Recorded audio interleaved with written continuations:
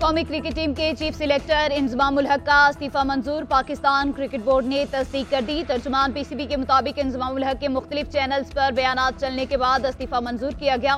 انضمام کا استعفی گزشتہ شام تک منظور نہیں کیا گیا تھا۔ ترجمان کے مطابق انضمام الحق کے خلاف تحقیقات جاری ہیں، شواہد اکٹھے کیے جا رہے ہیں۔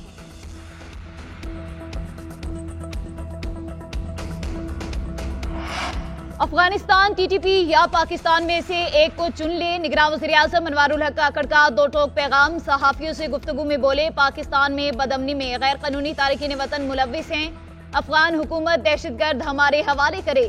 افغان عبوری حکومت آنے کے بعد پاکستان میں دہشت گردی بڑھی، دہشت گردوں نے پاکستان کے خلاف اعلان جنگ کر رکھا ہے، افغان سرزمین پاکستان کے خلاف استعمال ہو رہی ہے، افغانستان کو دہشت گردی کے خاتمے کے پیغامات دیے، دہشت گردوں کی فہرست دی گئی، افغانستانیوں کے ٹھوس اقدامات نہ کیے، افغان رہنماؤں کی دھمکیاں افسوسناک ہیں۔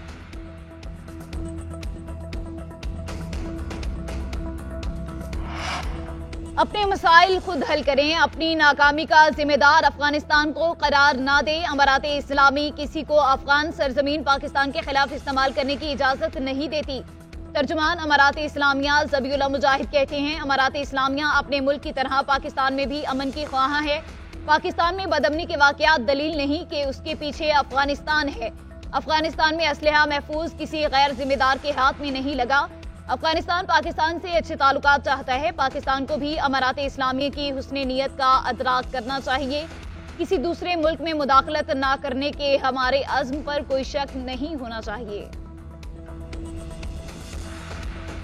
قطر کی کوششوں سے غزہ میں مختصر جنگ بندی کا امکان، 12 یرغمالیوں کی رہائی کے بدلے جنگ بندی پر بات ہو رہی ہے، حماس کی تصدیق۔ بتایا 3 روزہ جنگ بندی کا مقصد غزہ میں ضروری امداد پہنچانا ہے۔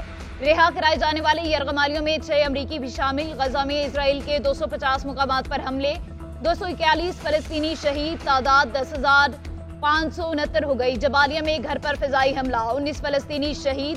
اسرائیلی فورسز نے خان یونس، نصیرات اور جبالیہ کے پناہ گزین کیمپوں پر بھی بمباری کی۔ فلسطینی وزارت صحت کا کہنا ہے اسرائیلی بمباری سے غزہ میں 26,475 افراد زخمی ہوئے۔ امدادی قافلے بھی اسرائیل کا نشانہ، ریڈ کراس کے 2 ٹرک تباہ، 1 ڈرائیور زخمی۔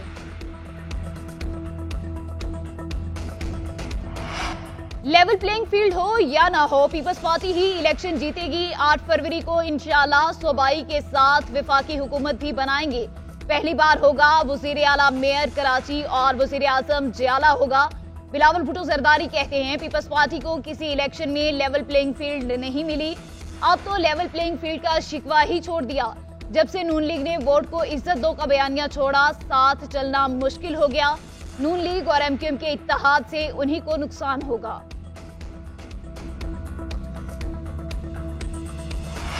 تحریک انصاف کو لیول پلینگ فیلڈ دی جائے، صدر مملکت ڈاکٹر عارف علوی کا نگراں وزیر اعظم انوار الحق کاکڑ کو خط لکھا۔ نگران حکومت کا تمام سیاسی جماعتوں کو ہموار میدان فراہم کرنا بے حد اہم ہے۔ بنیادی حقوق، مساوی سیاسی میدان سے متعلق پی ٹی آئی کے خدشات پر غور کیا جائے۔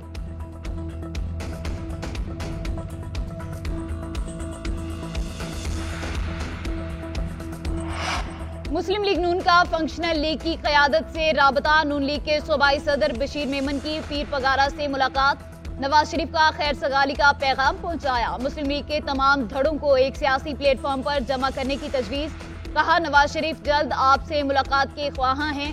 پیر پگارا نے جواب دیا، مسلم لیگیوں کا اتحاد وقت کی اہم ضرورت ہے۔ سندھ سمیت پورے ملک میں مسلم لیگی ایک جھنڈے تلے الیکشن لڑ سکتے ہیں۔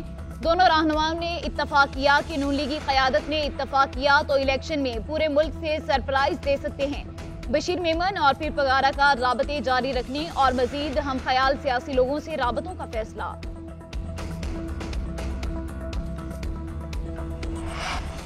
شاعر مشرق، مفکر پاکستان علامہ محمد اقبال کا 146واں یوم پیدائش آج منایا جائے گا۔ علامہ اقبال نے اپنی شاعری سے سوئے ہوئے ذہنوں کو جگایا، برصغیر کے مسلمانوں کو خواب غفلت سے بیدار کر کے نئی منزلوں کا پتہ دیا، خودی کا فلسفہ پیش کیا۔ اقبال کی سوچ آج بھی ہمارے لیے مشعل راہ ہے۔ مزار اقبال پر گارڈز کی تبدیلی کی پروقار تقریب ہوگی۔ پاک بحریہ کا چاکو چوبند دستہ اعزازی گارڈ کے فرائض سنبھالے گا۔ یوم اقبال پر ملک بھر میں عام تعطیل ہوگی۔ اور ورلڈ کپ کے ٹاکرے، انگلینڈ نے نیدرلینڈ کو 160 رن سے ہرا دیا۔ 340 رنز کے ہدف کے تعاقب میں نیدرلینڈز کی بیٹنگ لڑکھڑا گئی۔